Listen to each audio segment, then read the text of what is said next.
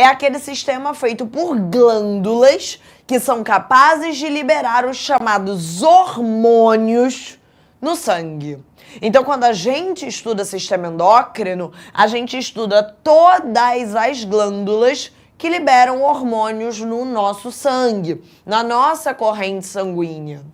E aí, na semana passada, a gente focou nas glândulas que estão na nossa cabeça e no nosso pescoço. Para quem não lembra, a gente falou, por exemplo, só fazer uma revisão, tá, gente? Então eu vou falar bem rápido. Da pineal. Lembra da glândula pineal? Que é a glândula que produz melatonina, que é o hormônio que faz a gente sentir sono, dormir. A gente também falou do hipotálamo, que faz parte do sistema nervoso, né? O hipotálamo controla ali a temperatura, por exemplo, do nosso corpo. E o hipotálamo também produz dois hormônios que, na verdade, são liberados pela neurohipófise no sangue. O ADH, que era um hormônio que participava da reabsorção de água no rim, e a ocitocina, que era o hormônio que liberava o leite na mama e que também contraía o útero na hora do parto. E a gente também falou da adenohipófise, que liberava vários hormônios no sangue.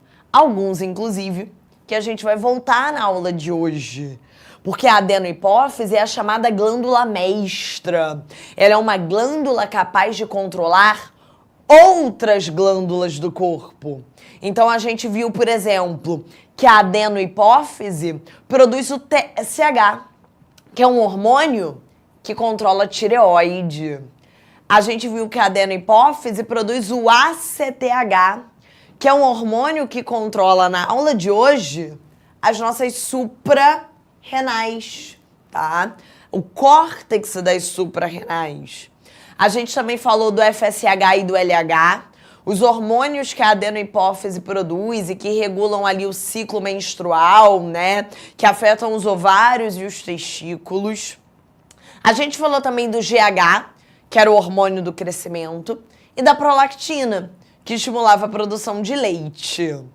Falamos de tireoide, falamos do T3 e do T4, que são hormônios feitos a partir do iodo, são hormônios que regulam o nosso metabolismo, e falamos da calcitonina, que era um hormônio oposto, com ação antagônica ao paratormônio da paratireoide. A gente viu que a calcitonina tira o cálcio do sangue e estoca no osso. Já o paratormônio estimula a desmineralização, a saída do cálcio do osso para o sangue.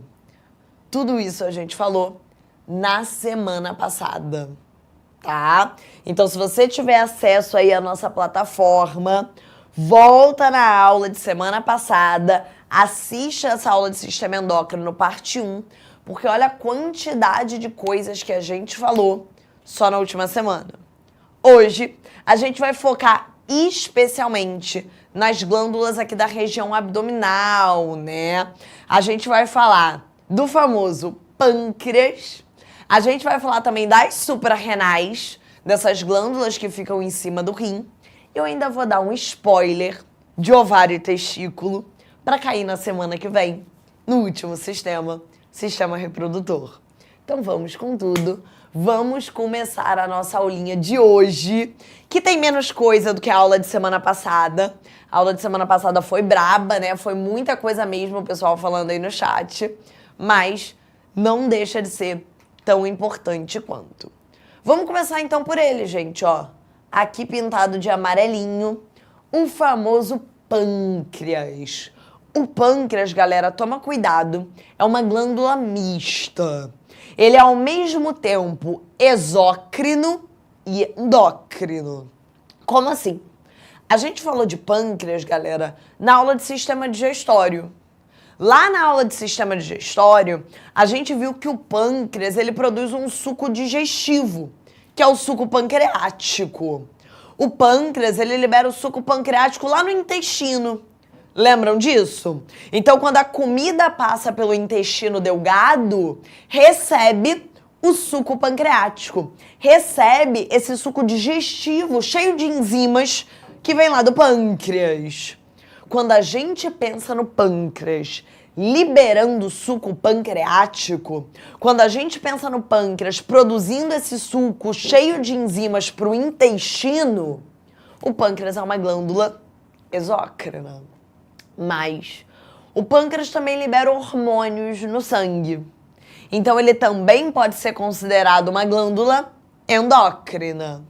Como ele é ao mesmo tempo exócrino e endócrino, ele é uma chamada glândula mista. Os dois principais hormônios do pâncreas, eu tenho certeza que você já ouviu falar.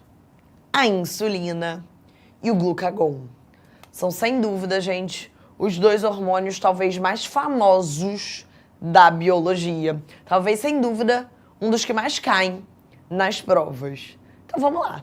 Para que serve a insulina? Para que serve o glucagon que o pâncreas libera no sangue? Antes de você olhar esse esquema aqui, vem comigo no quadro que tem bastante coisa que a gente pode acrescentar aqui ao longo desta aula. Então imagina o seguinte, gente. Primeira coisa que você tem que saber é que existem duas células no pâncreas que liberam hormônios. As células beta e as células alfa. Eu sempre falo para os alunos usarem o macete da Gabi. Gabi, ó, vou botar aqui no cantinho para você lembrar. Gabi, para você lembrar que o glucagon é liberado pelas células alfa e a insulina é liberada pelas células beta do pâncreas. Então, o glucagon vem da alfa, a insulina vem das células beta. Beleza, Camila? Mas quando que o pâncreas libera cada um desses hormônios? Imagina, galera. Imagina alguém que acabou de se alimentar. Imagina que você acabou de comer, tá? Imagina que você acabou de comer ali uma refeição rica em carboidrato. Você comeu ali macarrão, você comeu pão, você comeu batata, você comeu bastante açúcar. E aí o que acontece com os seus níveis de glicose no sangue? Eles aumentam, né? Você tá comendo batata, você tá comendo pão, você tá comendo macarrão, você tá comendo fruta, você tá comendo chocolate, não importa. Você tá comendo açúcar, você tá comendo carbo, você vai absorver esse açúcar dos alimentos. Quando a gente pensa lá no teu sangue, imagina que aqui é o teu vaso sanguíneo. Você vai estar cheio de glicose no sangue. Beleza? Vai estar cheio de açúcar no teu sangue. Você vai estar com o que a gente chama de... Vou botar nesse cantinho, daqui a pouco vocês vão entender comigo. A chamada hiperglicemia. Então você acabou de se alimentar. Isso é após a alimentação. Você vai estar cheio de glicose no sangue. Você vai estar com hiperglicemia. Nessa situação, o teu pâncreas, as células beta do pâncreas vão começar a liberar insulina. O que a insulina faz, galera? A insulina vai estimular o estoque dessa glicose. Vai pegar essa glicose que está aqui em excesso no sangue e vai estocar essa glicose na forma de glicogênio. Lembra do glicogênio? Aquele estoque de glicose? Vocês lembram aonde a gente estoca glicose como glicogênio? No fígado e no músculo. O glicogênio do fígado a gente chama de glicogênio hepático, que é lá o glicogênio que fica no fígado. E o glicogênio do músculo, a gente chama de glicogênio muscular. Então, a insulina, ela vai estimular isso. Ela vai estimular esse excesso de glicose a ser estocada como glicogênio.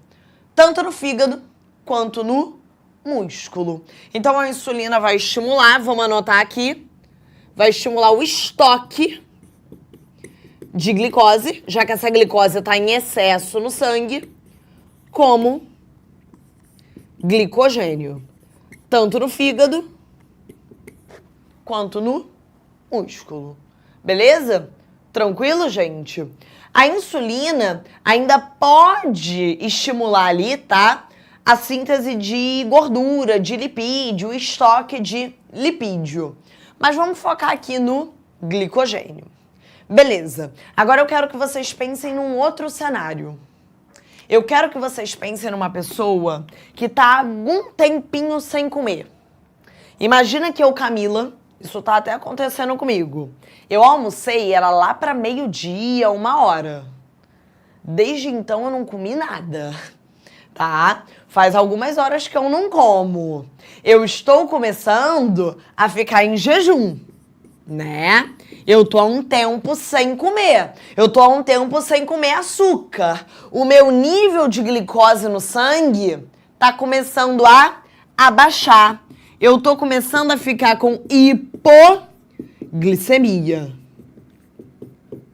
Não dá, né, gente? Não dá pro meu nível de glicose começar a cair tanto. As células alfa do meu pâncreas vão começar a liberar o glucagon. Atenção, galera. Atenção, especialmente se você for de específica, porque esse detalhezinho pode ser importante, tá? Até para você entender daqui a pouco a diferença com a adrenalina. O glucagon vai estimular a quebra do glicogênio. Mas não é qualquer glicogênio, ó. O glucagon vai estimular a quebra do glicogênio hepático, do fígado. Ele estimula a quebra desse glicogênio hepático para liberar glicose no sangue. Então o glucagon vai atuar lá no fígado, lá no glicogênio hepático e vai estimular esse glicogênio a ser quebrado para fornecer glicose para o sangue novamente. Então ele estimula a quebra do glicogênio do fígado. Ele estimula a quebra do glicogênio hepático. Beleza, gente? Tranquilo esses dois hormônios? Eu não quero que você printe ainda, tá? Porque eu vou botar mais gente aqui mexendo com a glicose no sangue. Mas a ideia básica é essa. Acabei de comer açúcar, o nível de glicose no meu sangue vai aumentar. Eu vou estar com hiperglicemia. Minha glicose vai bater ali 200, 300 no sangue. Beleza? As células beta do meu pâncreas vão começar a liberar insulina. A insulina vai estimular essa glicose que está aqui em excesso a ser estocada como glicogênio. Glicogênio no fígado e no músculo. Glicogênio hepático e muscular. Show de bola. Tô há bastante tempo sem comer.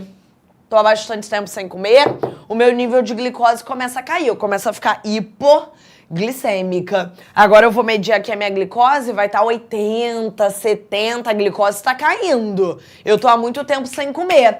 As células alfa do meu pâncreas começam a liberar o glucagon.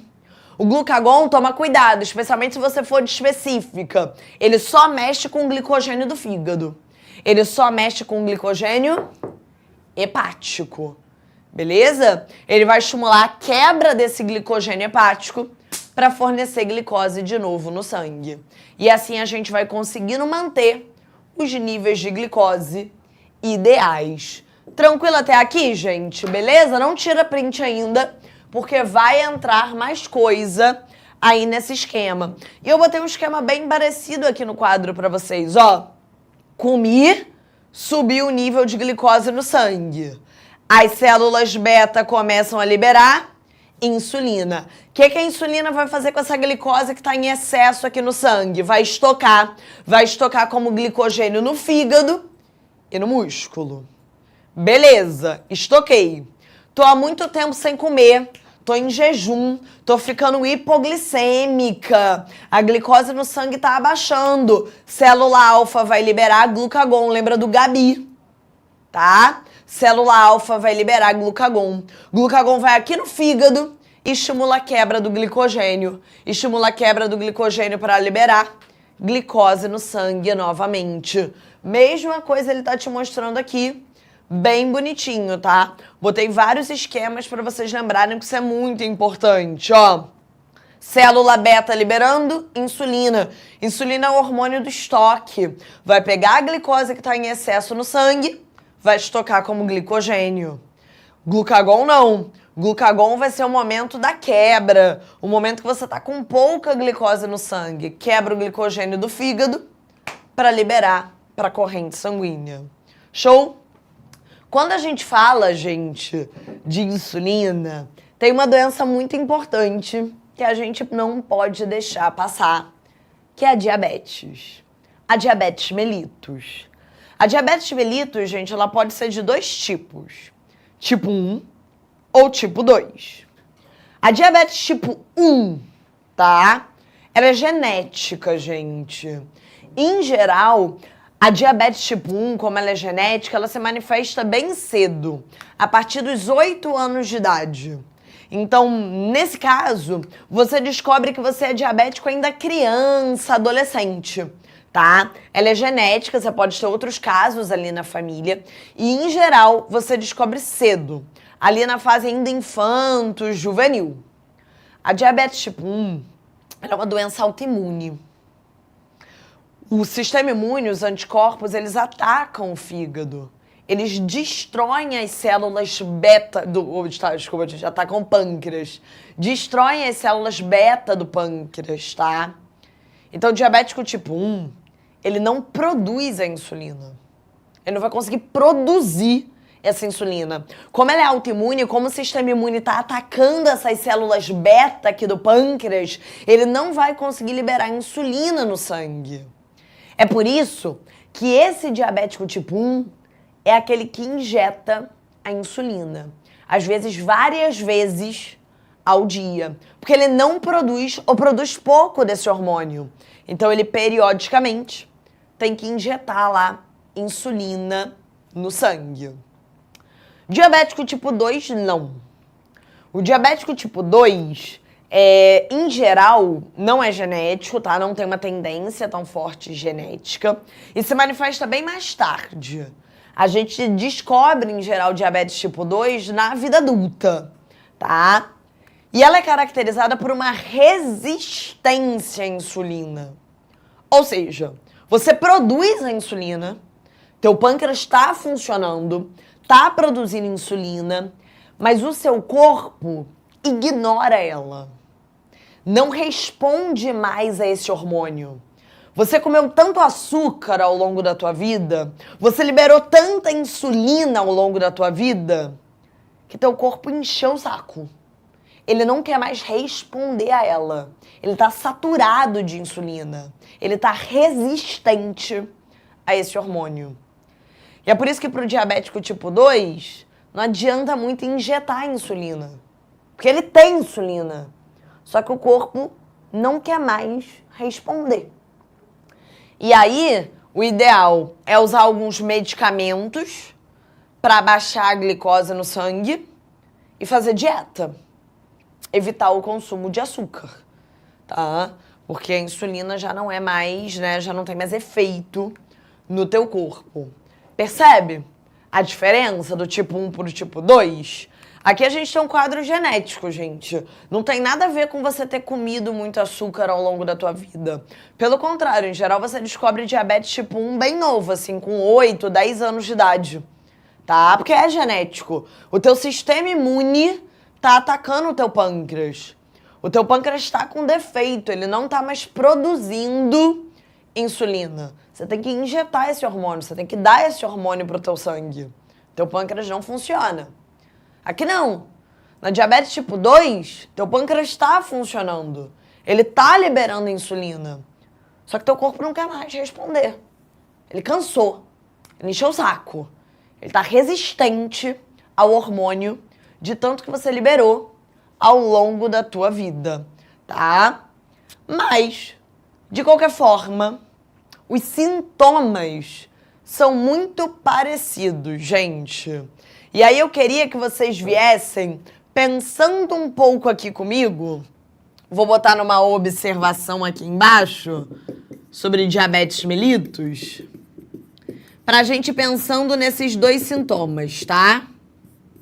Nesses sintomas. Não importa se você é tipo 1 ou tipo 2. Não importa se você não produz insulina ou se você tá resistente a ela, beleza? A insulina não tá fazendo efeito no teu corpo.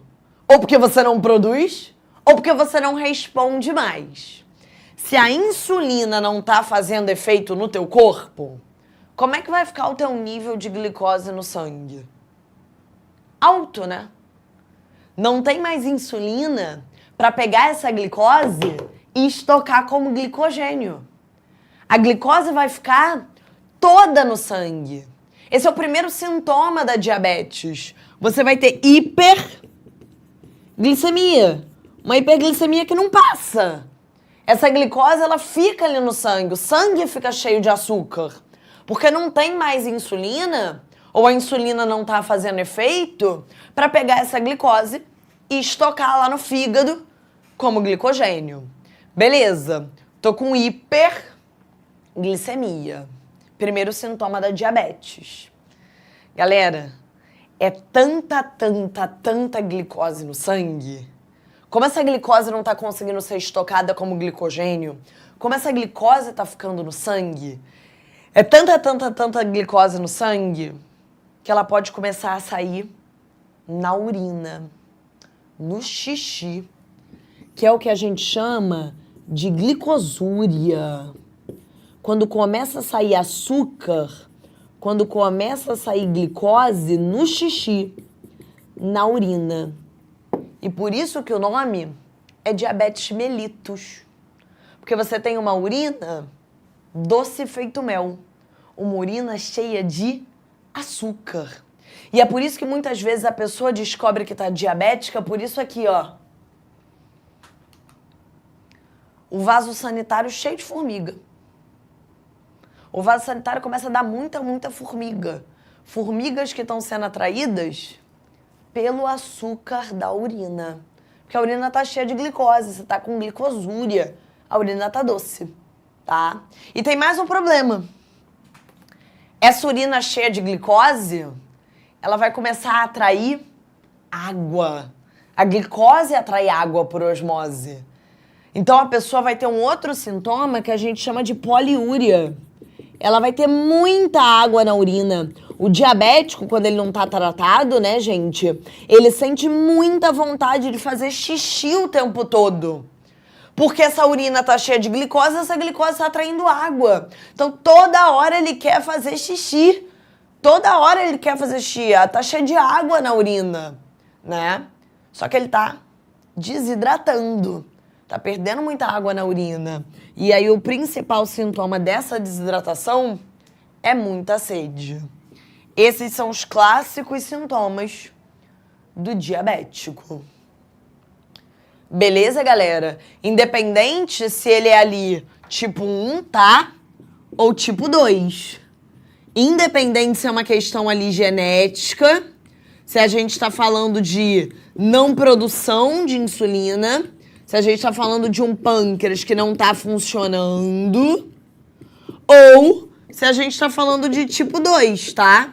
Se a gente tá falando de resistência, se a gente tá falando de um corpo que ignora a insulina.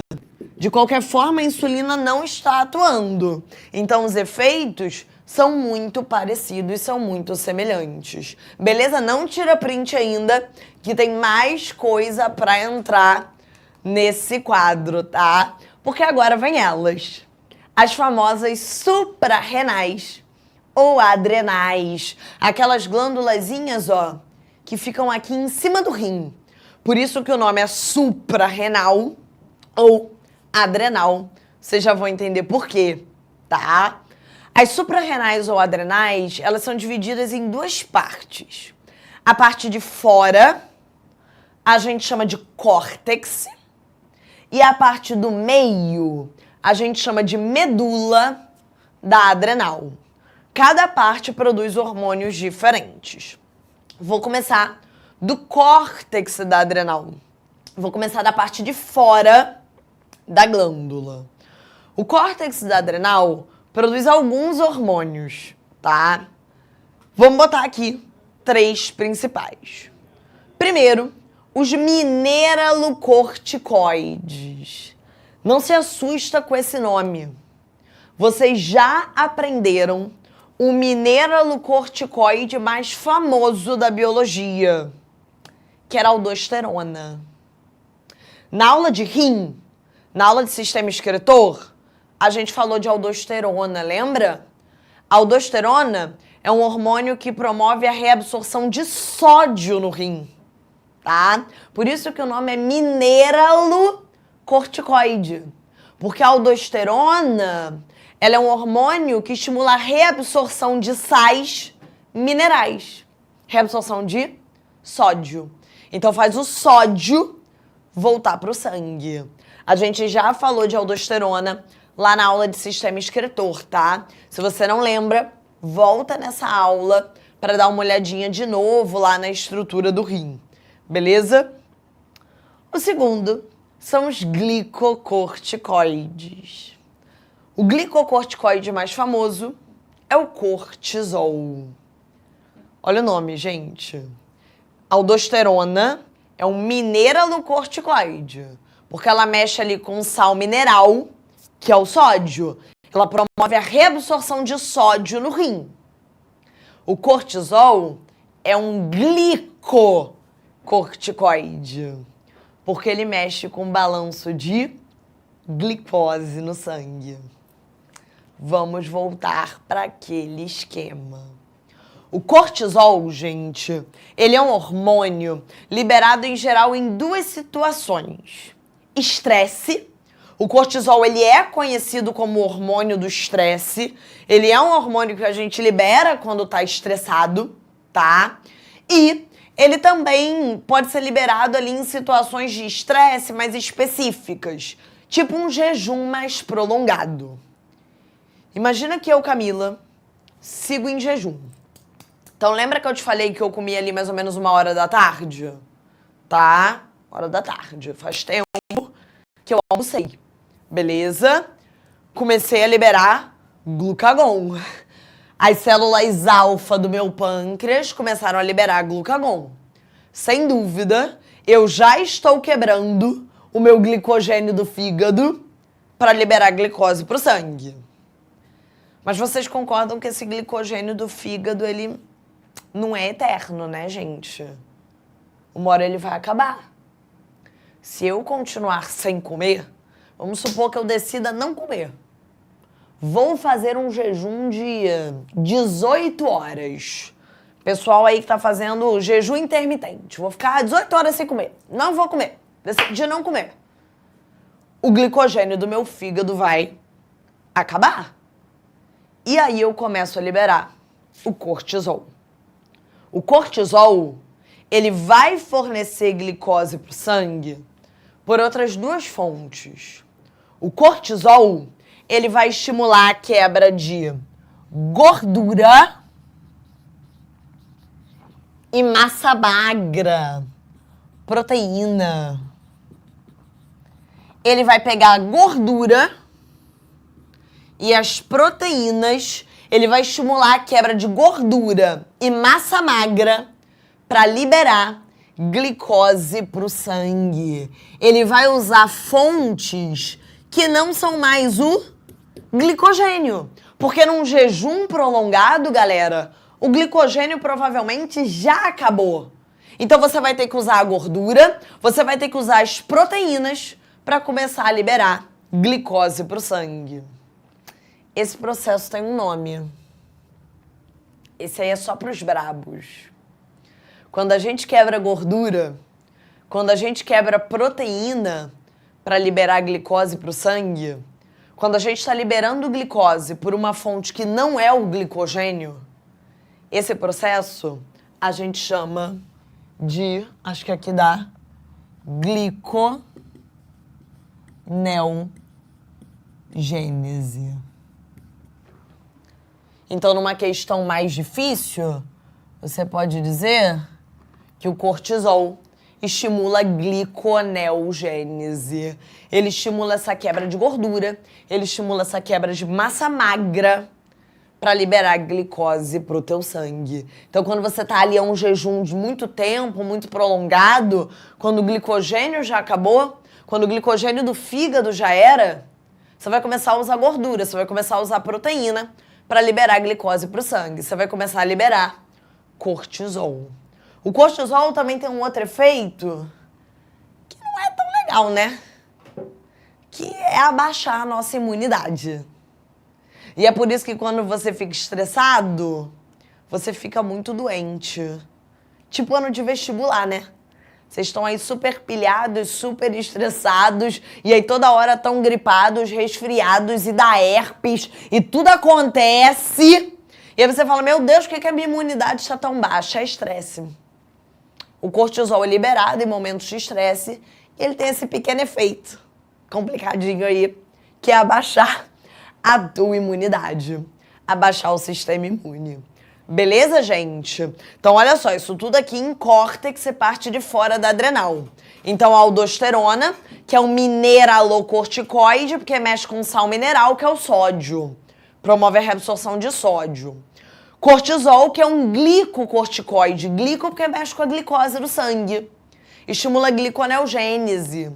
Quebra massa magra e gordura para gerar glicose pro sangue. Tá? E o córtex da adrenal ainda produz os andrógenos, que são hormônios, por exemplo, como a testosterona, tá?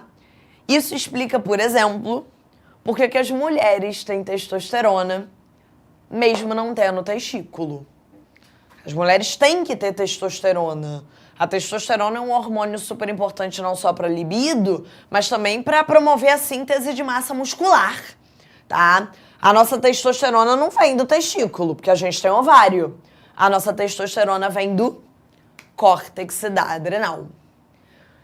Beleza, Camila? E o que a medula produz? O que a parte de dentro produz? Lembra que eu falei que o nome era suprarrenal, porque ela fica em cima do rim? Mas o outro nome é adrenal.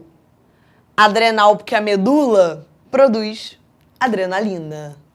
Adrenalina e noradrenalina, tá? Lembrando, gente, que a adrenalina ela também pode ser chamada de epinefrina e a noradrenalina de norepinefrina, tá? Os americanos usam muito mais, por exemplo, o nome epinefrina, né? Por isso que em série americana, quando eles vão injetar adrenalina, eles pedem a EP, por causa de epinefrina, que é o outro nome da adrenalina, tá? Mas aqui no Brasil a gente usa muito mais adrenalina e noradrenalina. Mas só pra vocês saberem que também pode ser chamado de epinefrina e norepinefrina. A gente já falou bastante, né? De adrenalina e noradrenalina. Na aula de sistema nervoso, lembra? Porque o sistema nervoso simpático, aquele que ativava nos momentos de luta, de fuga, ele libera adrenalina. E aqui são os mesmos efeitos, tá, gente? É tudo adrenalina. Só que aqui, como a adrenalina é liberada no sangue, o efeito é um pouquinho mais duradouro. Mas são os mesmos efeitos. Vocês lembram? Tipo, o que a adrenalina faz com a pupila? Você tá lá numa situação de luta, de fuga. A adrenalina dilata a pupila para você enxergar melhor. Vocês lembram o que a adrenalina fazia com o coração? Acelera o coração.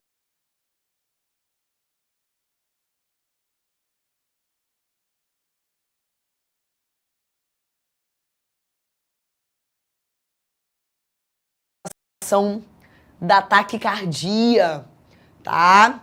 A adrenalina também aumenta a frequência respiratória, lembra? Inibe o sistema digestório, inibe a produção de gametas. Todos esses efeitos que a gente falou lá na aula de sistema nervoso simpático, ó, também atuam aqui com essa mesma adrenalina. Ah, e para fechar aquele quadro, a adrenalina também estimula a ida de glicose para o sangue. A adrenalina vai mexer também com glicogênio. Mas ao contrário do glucagon, ela não mexe só com o glicogênio do fígado. Ela também mexe com o glicogênio muscular. A adrenalina é capaz de quebrar os 2 glicogênios para liberar glicose para o sangue. Agora sim, esse mapa mental de hoje ficou bonito, hein?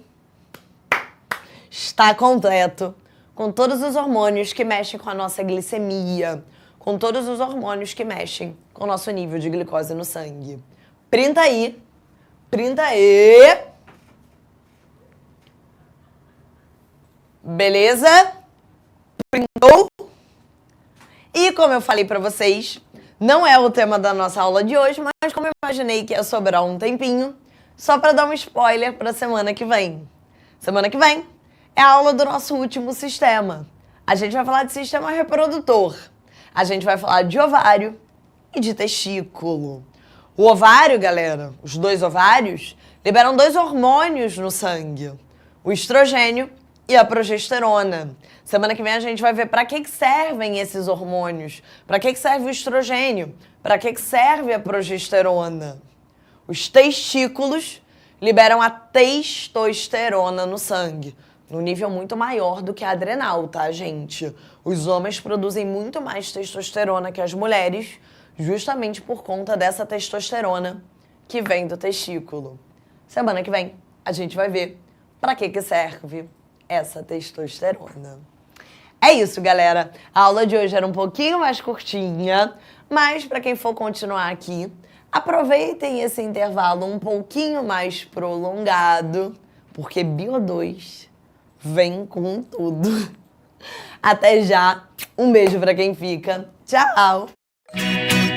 Assista nossas aulas a hora que você quiser.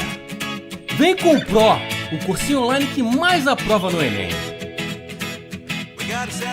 Assine em proenem.com.br.